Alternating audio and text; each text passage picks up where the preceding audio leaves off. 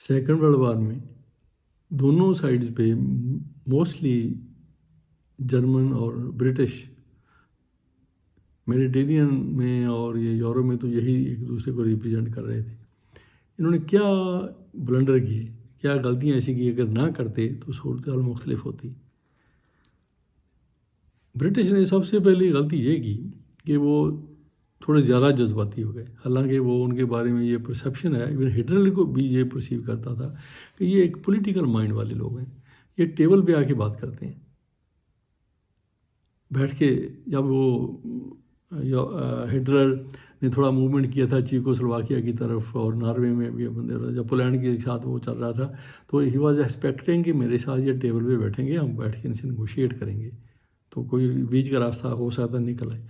लेकिन बड़ा different behaviour था ब्रिटिश का, ख़ास तौर पे ये विंस्टन चर्चिल का, कि उसने ऑलमोस्ट कभी भी नेगोशिएट करने की में बैठने की बात नहीं की हिटलर के साथ या जर्मनी के साथ। ये एक गलती थी, हमेशा टेबल पे का ऑप्शन जो है वो यूज़ करना चाहिए। और फिर दूसरी उसने गलती ये की कि पोलैंड की जो सरहद है, फ्रंट है या बॉर्डर है, वो रशिया से मिलता है। ये रशिया और जर्मनी के दरमियान में आ जाता है। इंग्लैंड एक आइलैंड है और वो उसका कोई बॉर्डर शेयरिंग नहीं है पोलैंड के साथ। उसने पता नहीं किस बेस पे उसको गारंटी दे दी कि हमने सप्लाईज भी कैसे देंगे वगैरह वगैरह, सारा सपोर्ट का। तो वो अगर वो गारंटी देनी भी थी तो वो रशिया को ऑन बोर्ड लिए बगैर नहीं देनी चाहिए थी।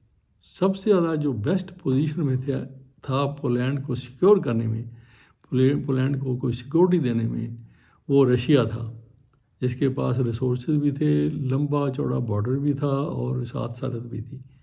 वो लेकिन उन्होंने उसको रशिया के को भी इन्वॉल्व करने की जरूरत महसूस नहीं की।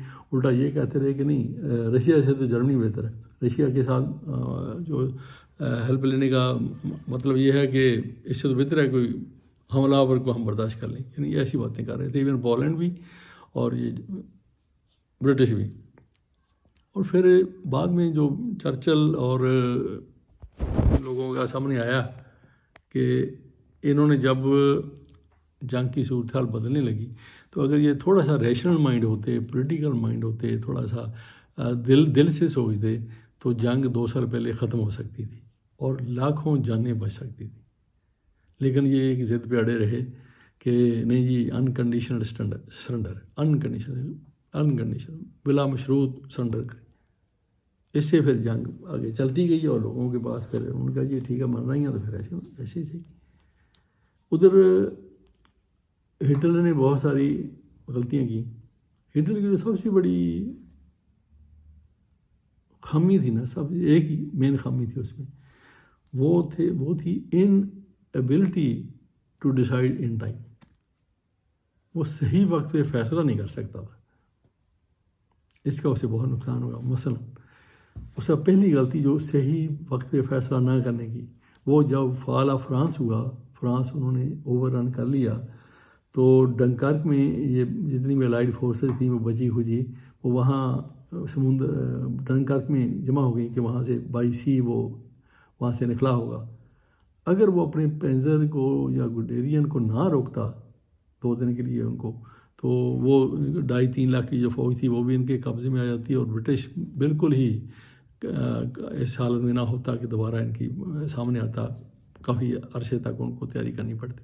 ये इसने पहले गलती की। बाद में इसको साथ 2 दिन के बाद जब इन्होंने आर्डर दिया तो वो देर हो चुकी थी।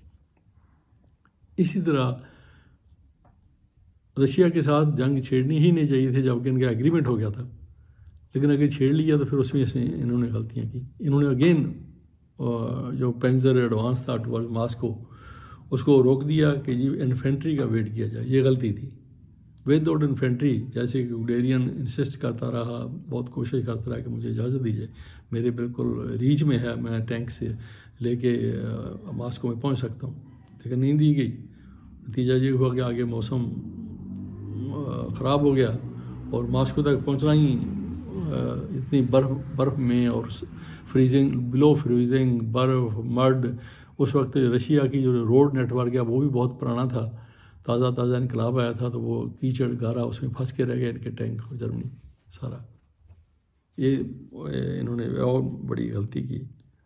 फिर जो रशिया से जब ये स्टालिनग्राड पे इनका एडवांस रुका और कर्स्क की जंग में ऑलमोस्ट जर्मनी को डिफीट हुई, तो जो रिट्रीट का पसपाई का प्लान था, जैसा कि वान मेनस्टाइन और ने इसको किया था मैनेज, लेकिन वो हिटलर को वो भी समझ नहीं आया। उसको रिट्रीट का जब ऑर्डर दिया तो भी बहुत देर की थी, उससे बहुत नुकसान हुआ जर्मनी का।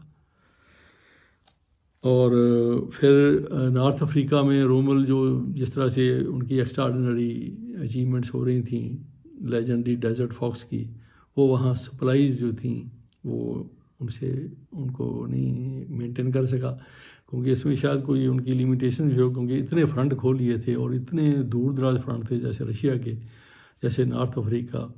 तो वो अब इतना जर्मनी के रिसोर्सेज और सारा बड़ा मुश्किल डेफिनेटली हो रहा होगा उन सबको मैनेज करना, सबको फ्रंट पे ज़रूरियात ज़िंदगी से लेकर असलाह तक, एमुनिशन तक उनको प्रोवाइड करना। तो ये सारी चीज़ें थीं।